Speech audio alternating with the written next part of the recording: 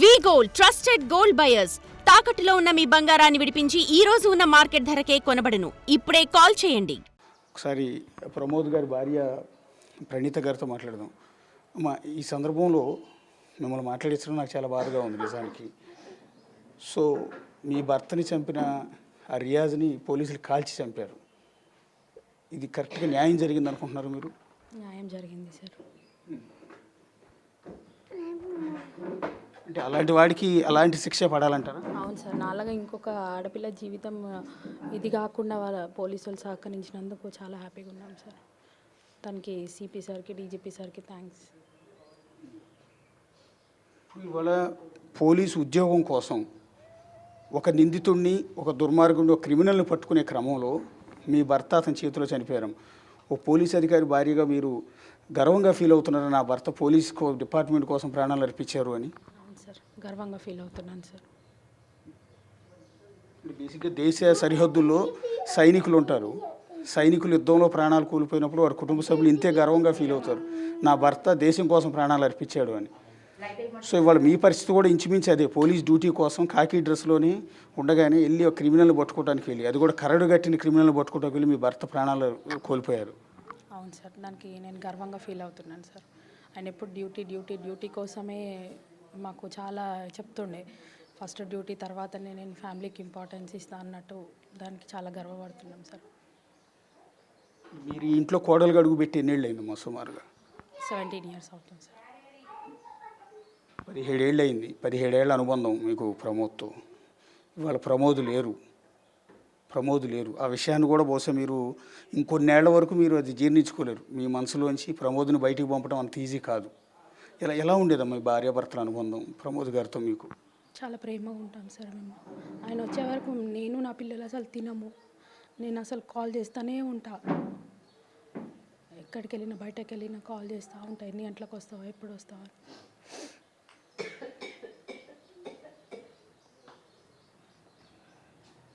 కానీ 10 minutesలో వస్తా అని చెప్పి అసలు మొత్తానికి రాకుండా పోయిండు.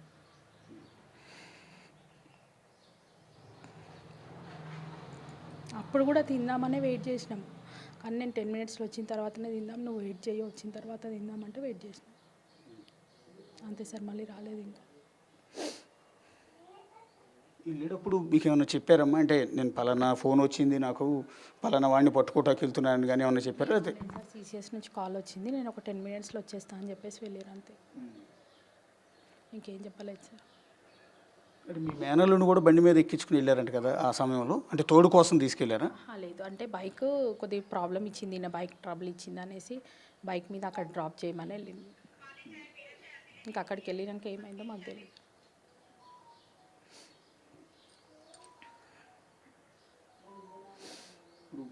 ఇప్పుడు ఆ రియాజ్ అనేవాడిని పోలీసులు హాస్పిటల్లోనే కాల్చి చంపారు. అది వినగానే ఏమనిపించిందమ్మా మీకు? చనిపోయినా నా భర్త అయితే రాడు సార్, కానీ నా భర్తకైతే న్యాయం జరిగింది సార్. ఆయన చంపిన హంతకుని మాత్రం ఎన్కౌంటర్ చేసినందుకు చాలా సంతోషం సార్. డీజీపీ సార్కి, సిపి సార్కి థ్యాంక్ యూ సార్. అంటే మీరు ఫస్ట్ మీ భర్తని ఆయన పొడిచి చంపేసాడన్న విషయం మీకు తెలిసి ఉంటుంది కదా. తెలుసున్నప్పుడు అలాంటి ఈడియట్ని, అలాంటి క్రిమినల్ని మీకు చెప్పుతో కొట్టాలనిపించలే మొట్టమొదట వీళ్ళు చంపకముందు? కొట్టాలనిపించింది సార్, కానీ ఇట్లాంటి వాడిని వదిలొద్దు సార్. డ్యూటీకి వెళ్ళేటప్పుడు పోలీసులకు కూడా కొద్దిగా రక్షణ ఏదైనా కల్పించాలి సార్. ప్రజలకు రక్షణ కల్పించేదే పోలీసులు. చివరికి పోలీసులకి రక్షణ లేకుండా పోతుంది ఇలాంటి క్రిమినల్స్ వల్ల. మీ భర్త క్రిమినల్స్ని పట్టుకోగలిగిన సామర్థ్యం ఉంది, సత్తా ఉంది, అన్నీ ఉన్నాయి. కాబట్టి అతను పారిపోతున్నా కూడా వెంటాడాడు, పట్టుకున్నాడు, బైక్ మీద ఎక్కించుకుని తీసుకొస్తున్నప్పుడు అతని జేబులో కత్తి ఉందన్న విషయం అతను చూసుకోలేకపోయారు. అంటే బహుశా క్రిమినల్ దగ్గర ఏముంటాయో మనకు తెలియదు కదా. వెపన్ లేకుండా అతన్ని ఫిజికల్గా అయితే మీ భర్త అతన్ని కాళ్ళు చేతులు ఎరగొట్టేసి తీసుకుపోయి రాగలిగిన శక్తి ఉంది, స్టామినా ఉంది. అనుకోకుండా అతని చేతిలో కత్తి ఉండటం, ఆ కత్తితో అతను పడవటం వల్ల కదా ఇది జరిగింది. అవును సార్, అంతే. అంటే కాకి డ్రెస్ అంటే, పోలీస్ డిపార్ట్మెంట్ అంటే ప్రమోద్ గారికి ఎంత ఇష్టం అమ్మా? అంటే చాలా ఇష్టం సార్. యూనిఫామ్ అంటే చాలా చాలా ఇష్టం. ఆయన అంటే ఆయన ఇప్పుడు నార్మల్గా కూడా మాటలలో అనేవాడు, అంటే ఇట్లా పోలీస్ లాంఛనాలతో చనిపోవాలి, సేవ చేయాలి అన్నట్టు చాలా ఇష్టం సార్ ఆయనకి. అంటే రేపు చనిపోయినా పోలీసు లాంఛనాలతో నా అంత్యక్రియలు చేయాలని ముందుగానే కోరుకునేవారు. అవును సార్. అంటే డ్యూటీలో ఏమైనా నాకు సమ్మతమే అన్నట్టు మాట్లాడతాడు సార్ ఎప్పుడు.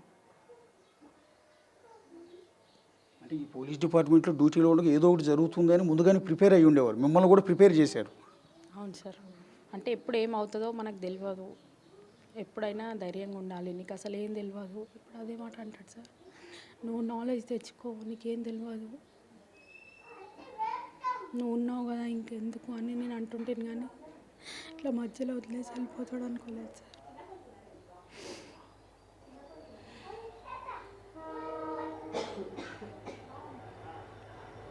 ఇప్పుడు మీ చిన్నబాబు ఉన్నారు కదండి, చిన్నబాబుకి ఏదో హెల్త్ ప్రాబ్లం, నెల నెల చాలా ఖర్చు పెట్టి ఇంజక్షన్ అవి చేయించేవారు అని చెప్తున్నారు. ఏంటమ్మా ప్రాబ్లం?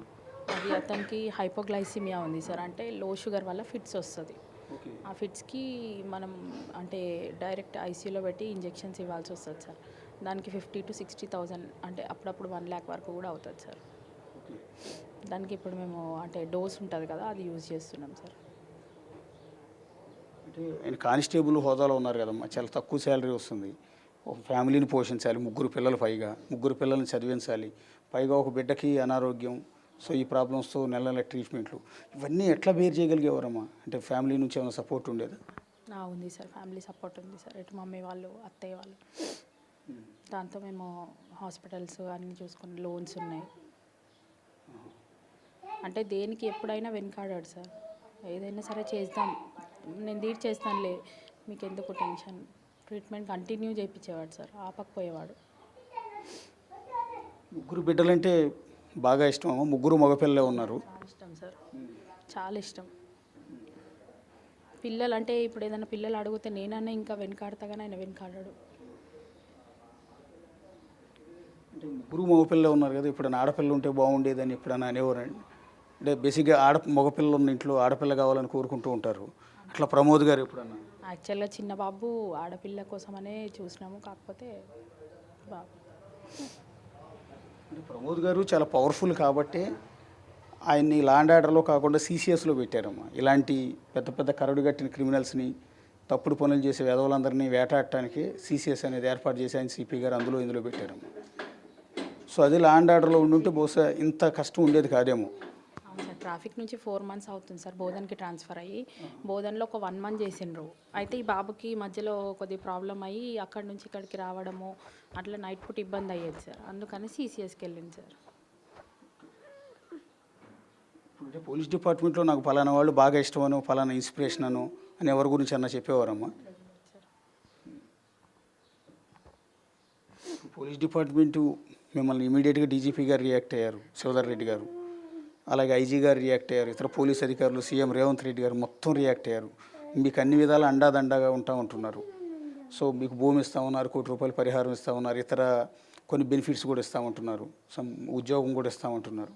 ఏమన్నా మీకు డీజీపీ గారు కానీ రేవంత్ రెడ్డి గారు కానీ ఏమన్నా ధన్యవాదాలు చెప్తారా? అవును సార్, ధన్యవాదాలు చెప్తాం సార్ మా కుటుంబాన్ని ఆదుకున్నందుకు. తెలంగాణ గవర్నమెంట్కి, డీజీపీ సార్కి, సిపి సార్కి, సీఎం సార్కి. అంటే ఇంకేమన్నా మీకేమన్నా పలానా చేస్తే బాగుంటుందని ఏమన్నా కోరుకుంటున్నారా? ఏం లేదు సార్.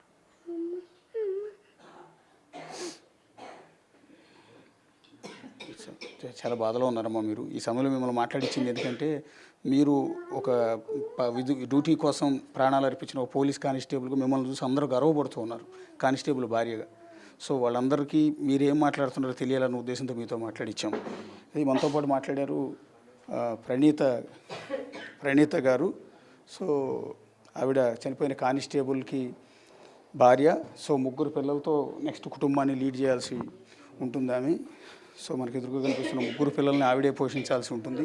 సో ఇప్పుడు తెలంగాణ ప్రభుత్వం అండగా నిలిచే ప్రయత్నం చేస్తుంది. అవి ఇమ్మీడియట్గా ఇచ్చే సహాయం, ప్రభుత్వం నుంచి చేయాల్సిన సహాయం కావచ్చు, ఉద్యోగం కావచ్చు, భూమి కావచ్చు, పరిహారం కావచ్చు, ఇవన్నీ కూడా సాధ్యమైనంత తొందరగా ఇప్పిస్తే ఆ కుటుంబానికి మరింత అండగా నిలిచిన వాళ్ళు అవుతారు ఖచ్చితంగా. ఎందుకంటే ఈ సమయంలో ఆ కుటుంబాన్ని అండగా నిలవాల్సిన బాధ్యత ఎంటైర్ సొసైటీ మీద ఉంది, పోలీస్ డిపార్ట్మెంట్ ముందు ఉంది, ప్రభుత్వం మీద ఉంది. ఒక మహిళ ముగ్గురు పిల్లల్ని లీడ్ చేయటం అంటే ఎంత కష్టమో మనం ఒకసారి అర్థం చేసుకోవచ్చు. బహుశా ఆవిడ కూడా జాబు చేసే పరిస్థితిలో కూడా లేరు. రెండోది ఏంటంటే పూర్తిగా middle class family. So entire చాలా మిడిల్ క్లాస్ ఫ్యామిలీ. సో ఇల్లు చూసినా వాళ్ళ పొజిషన్ చూసినా కూడా చాలా స్పష్టంగా మనందరికీ కూడా అర్థమవుతుంది. సో అలాంటి కుటుంబం ముగ్గురు పిల్లల్ని లీడ్ చేయాలి అంటే చాలా కష్టమైన పరిస్థితి. ఒకవైపు బాధను దిగమింగుకుంటూ ఇక నుంచి భర్త లేడు, ప్రమోద్ లేడు అన్న బాధని దిగమింగుకుంటూ పిల్లల కోసం ఆవిడ బతకాలి, పిల్లల పోషణ కోసం ఆవిడ బతకాల్సి ఉంటుంది. ఈ సమయంలో ప్రభుత్వం నుంచి సహకారం ఇమ్మీడియట్గా కావాలి, తక్షణం చేయాల్సిన అవసరం ఉంటుంది. ఇప్పటికే డీజీపీ శివధర్ రెడ్డి గారు చాలా ఫాస్ట్గా రియాక్ట్ అవుతున్నారు. అన్ని విధాలు ఆదుకుంటామని ఇప్పటికే ప్రామిస్ కూడా చేశారు. ఎంటైర్ పోలీస్ డిపార్ట్మెంట్ కూడా ఇటు అండగా ఉంది.